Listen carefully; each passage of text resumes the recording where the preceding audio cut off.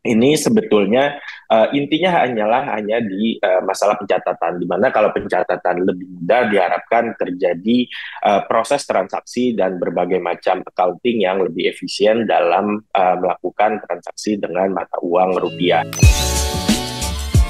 Hai sahabat TCID, kalian sedang mendengarkan podcast Suara Akademia. Ngobrol seru isu terkini bareng akademisi. Wacana penyederhanaan mata uang rupiah mulai bergulir lagi, Sobat TCID. Kita nyebutnya istilahnya redenominasi ya. Jadi ada penyederhanaan dari angka Rp1.000 menjadi Rp1. Pihak Bank Indonesia sudah menyatakan mereka sudah menyiapkan langkah-langkahnya, tapi memang harus ada beberapa hal yang diperlihatkan dan topik obrolan ini sempat menjadi isu yang lumayan panas gitu diobrolin banyak pihak di beberapa waktu yang lalu. Sepertinya dekat-dekat Idul Adha tuh sempat banyak yang ngomongin soal wacana penyederhanaan nominal mata uang rupiah. So, kita bakal coba kulik semendesak apa dan apa yang harus disiapkan oleh negara Indonesia, especially BI, kalau memang mau melakukan ini di Suara Akademia, podcast mingguan The Conversation Indonesia. Nama saya Muhammad Syarif dan kita bakal ngobrol bareng sama Mas Teuku Rifki.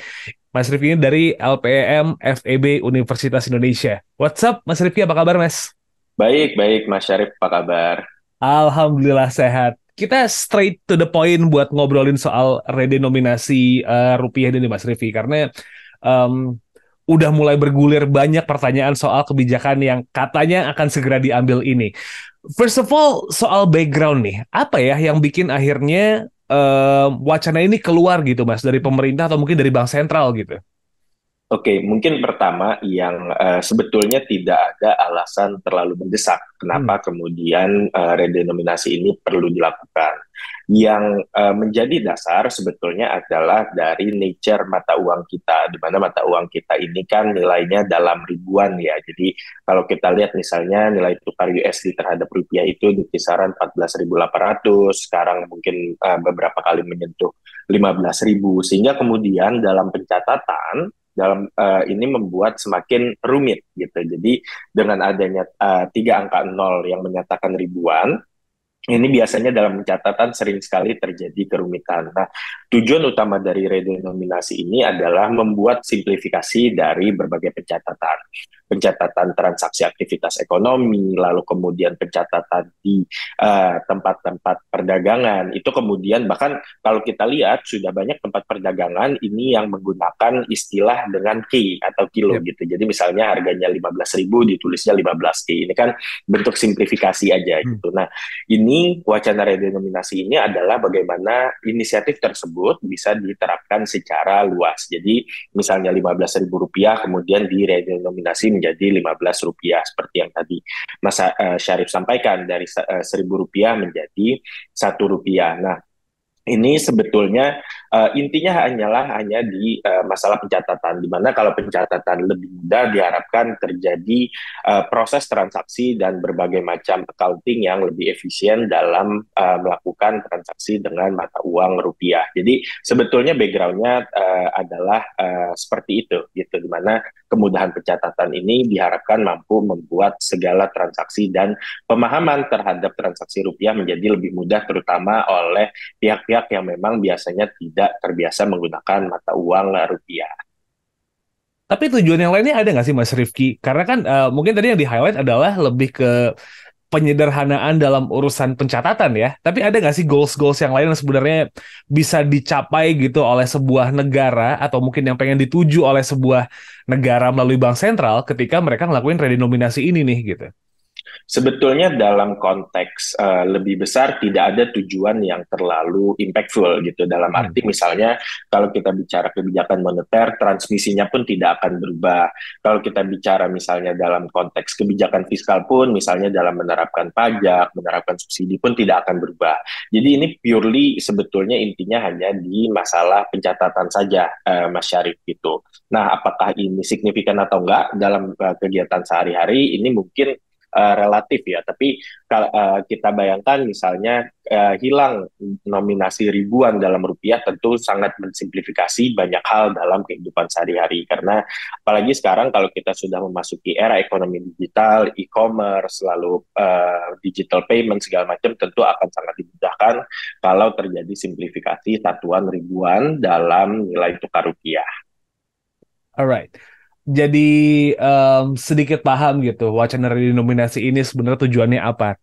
Cuman kan ini jadi apa ya? Jadi lumayan ribet nih Mas Rifi kalau bayangannya orang awam, especially saya nih gitu. Ketika em, nilai mata uangnya disederhanakan, pasti kan banyak banget tuh step-stepnya gitu, kayak pembiasaan lah, apa namanya, belum lagi nanti nyetak uang baru lah. Ini emang artinya harus disiapkan matang dong, nggak bisa yang ujuk-ujuk tiba-tiba, oke, pemerintah kita mau redenominasi uang yang lama ditarik. Ada step-step yang gimana nggak sih gitu?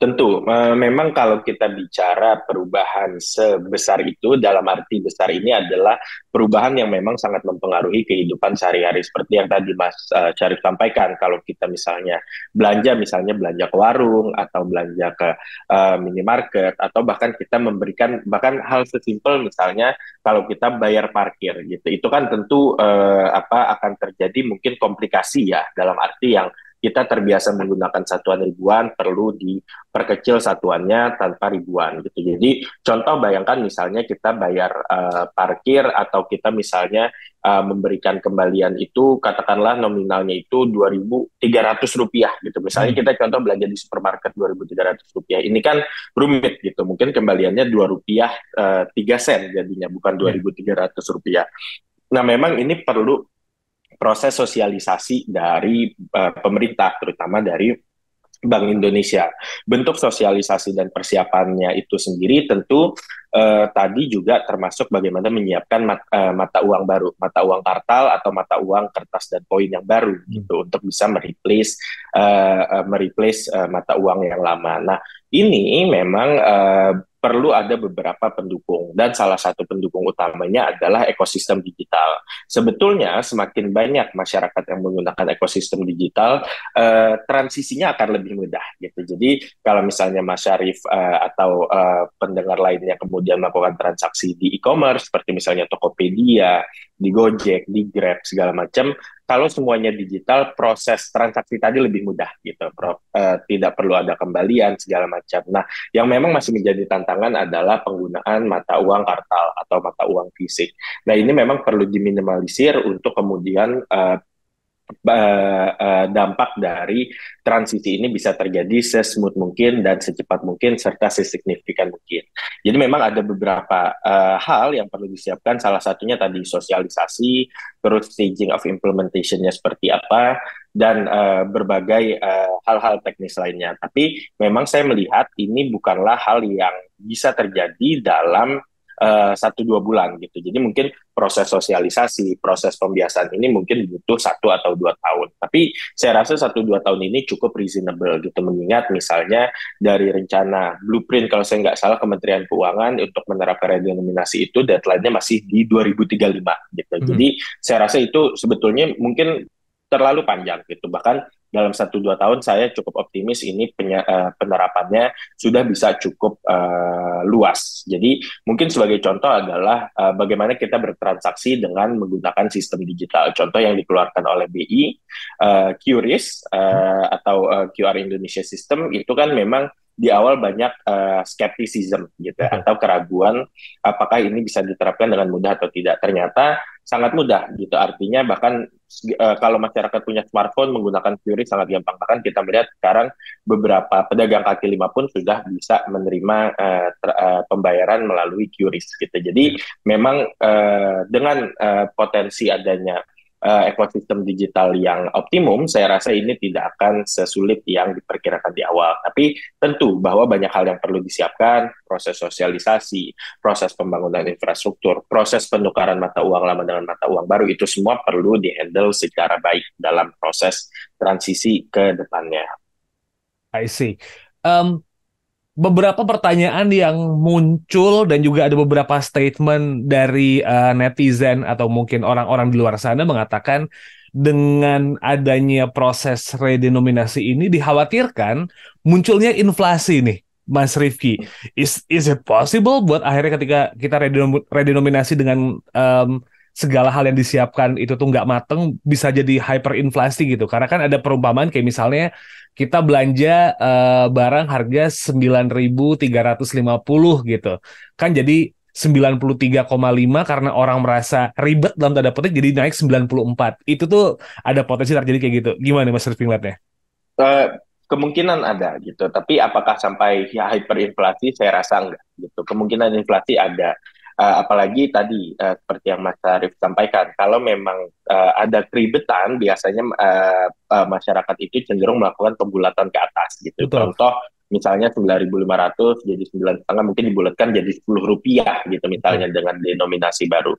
Itu bisa saja terjadi. Nah, untuk meminimalisir dampak inflasi ini, maka sangat penting ini untuk dilakukan secara digital gitu. Jadi kalau penggunaan digitalnya sudah optimum, tidak ada keperluan untuk melakukan pembulatan ke atas tadi gitu. Karena transaksi secara digital kan mau komanya banyak pun tidak masalah gitu. Itu kan tercatatnya bukan kemudian kita memberikan uang katakanlah 10.000 terus perlu ada kembalian, kan enggak gitu. Jadi transaksi digital ini membuat keribetan tadi semua hilang gitu. Jadi makanya tadi di awal saya sampaikan implementasi yang bisa optimum adalah kalau kemudian nantinya ini adaptasi digital ini bisa dilakukan secara optimum sebelum kemudian ini diimplementasikan secara utuh.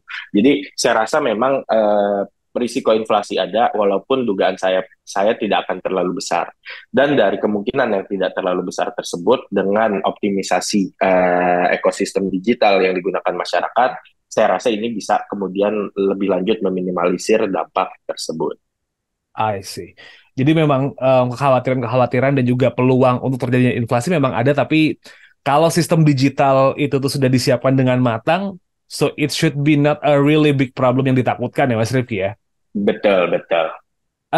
Well, pertanyaannya adalah BI kan sempat ngeluarin statement bahwa mereka sudah siap dengan semua skema nih Mas. Melihat kondisi real yang ada sekarang, apa yang memang harus lebih diperhatikan lagi sama pemerintah kalau memang ini mau dikebut nih gitu. Kan tadi kan targetnya buat Kementerian Keuangan 2035 ya. Let's say 2028 atau 2030 gitu. Speed up dikit. Apa yang perlu diperhatikan?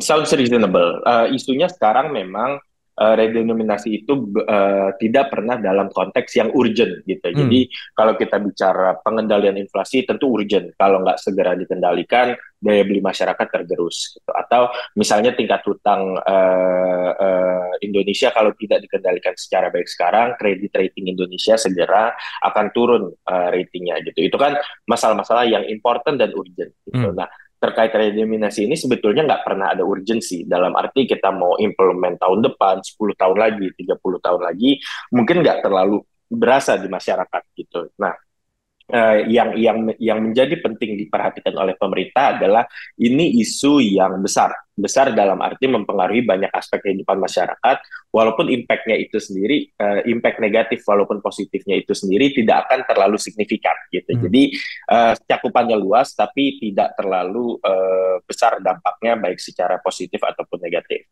Sehingga kemudian kalau kita bicara skop yang seluas redenominasi, ada kemungkinan ini, contoh misalnya tahun 2023, sangat mungkin terjadi politisasi terkait isu ini gitu. Nah, yang penting diperhatikan adalah bagaimana ini isu redenominasi ini bisa diterapkan secara netral, secara objektif dan sesuai tujuan gitu. Jadi mungkin yang perlu diperhatikan pemerintah bagaimana pemerintah memulai inisiatif redenominasi ini pada momentum yang tepat, pada window of opportunity yang tepat, sehingga kemudian tidak dimanfaatkan oleh pihak-pihak tertentu untuk membangun narasi yang tidak sesuai terkait redenominasi ini. Jadi saya rasa kapanpun penerapannya ini tidak ada masalah, gitu. Tinggal bagaimana pemerintah memikirkan timing yang pas untuk melakukan hal tersebut. It's all about the timing, karena impact-nya nggak sebesar itu terhadap Mas Rifki ya? Betul. Alright. Mungkin Mas Rifki, it will be my last question sih di obrolan ini gitu. Kekhawatiran masyarakat kan banyak banget ya. Kalau misalnya buka Google terus ketik news redenominasi rupiah, keywordnya selalu kayak ini bahayanya. Terus inflasi sudah menanti kalau terjadi redenominasi. Mungkin dari banyak ketakutan dan juga keraguan masyarakat mengenai isu ini nih Mas.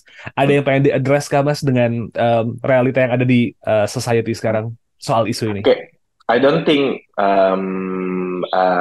the concern or issues related to redenomination itu quite substantial or to some extent valid.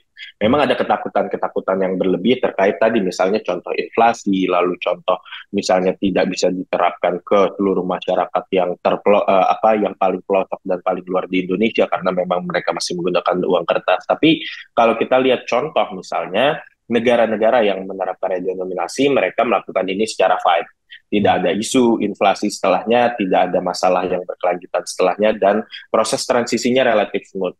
Dan negara sebelum Indonesia yang sudah melakukan redenominasi, ada 40 negara telah melakukan redenominasi. Dan across all countries that have been implemented redenomination, there was no substantial issues related to this reform. Jadi saya rasa ketakutan-ketakutan yang ada cukup berlebihan.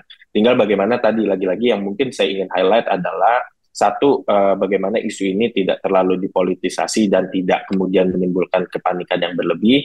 Dan kedua adalah bagaimana ini bisa dioptimumkan dengan berbagai infrastruktur dan tools yang pemerintah dan masyarakat miliki saat ini. Salah satu contohnya adalah menggunakan infrastruktur ekosistem ekonomi digital yang sudah cukup baik kita bangun sejauh ini. Jadi saya rasa 2 poin itu yang mungkin menjadi concern utama kita dalam mengimplementasikan redenominasi rupiah. Alright. Dan juga didukung ekosistem digital ekonomi yang bagus, it will be very smooth kayaknya Mas Rifki ya kalau buat ngelakuin hal ini ya. Ya. Oke, kalau begitu Mas Teguh Rifki dari LPEM FEB Universitas Indonesia, thank you so much udah mau diajakin ngobrol soal hal ini nih Mas. Akhirnya, for me personally dapat pencerahan gitu soal isu ini. Right, Sobat Isi ID, pokoknya kalau emang pengen tahu banyak lagi informasi seputar isu yang lagi hangat, just check our website theconversation.com/id buat tahu ada tulisan-tulisan apa aja, dan cek sosial media kami di @conversationidn. Itu Instagram, Twitter, TikTok, semuanya ada di situ. LPM, FEB UI, Mas, mungkin ada update yang pengen disampaikan? Lagi ngeluarin apa atau lagi neliti apa gitu? Oh, oke. Mungkin di LPM FEB UI kita beberapa waktu belakangan sedang mengeluarkan beberapa edisi special report. Jadi mungkin bisa cek di website LPM FEB UI, lpm-febui.org. Nanti di situ banyak publikasi kita, dan kita juga mengeluarkan edisi baru special report yang terakhir membahas terkait hilirisasi dari produk mineral Indonesia. Oke, lumayan menarik. Cek langsung aja websitenya LPM FEB UI. So, it's a wrap for this episode. Kita ketemu lagi di minggu depan, Sobat Isi ID. Wassalamualaikum.